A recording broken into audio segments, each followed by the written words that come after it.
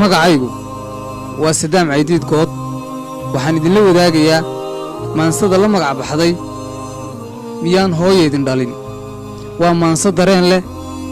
oo ka hadlaysa ragga Soomaaliyeed ee dhibaatada iyo hagardaamada u geysta hablaheena sharafta leh ee Soomaaliyeed haweenku marwayna dhalay caloosha dhexdeeda iyo dhabarkay inagu sidaan naaskoodan dhaadhinaa dhabtoodan ku seexanaa dibbayna la soo mareen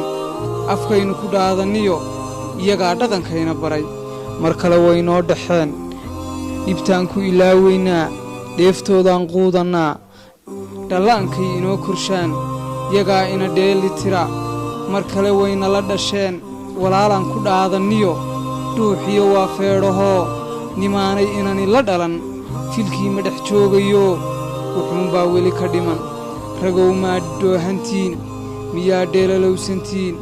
miyaydaan dhiig lahayn miyaydaan dhiidhiyayn miyaydaan diinta dhigan miyaan hooyaydin dhalin miyaan hablo idinla dhalan miyaydaan dhaqan lahayn maxaa dumarka u dhibteen maxaa ugu dheelaysaan dhaloontidii quruxsanayd hablii lagu dhaadan jiray hankoodii dhiiranaa maxaa dhulka ugu rideen maxay dhaawaca ku yaal ilmada dhabankooda qoysay dhegtiinnu u diidi weyday maxaa dhool iyo kurdahab dhiiggooda u daadiseen mar kale aan idin dhahee malaa waa dhoohantiine malaa waa dhimantihiine hooyooyinka ina dhaliyo dhallaanka ka daayo xoogga dhiggood ha ka reebine dhallaanka ka daayo xoogga dhiggood ha ka reebine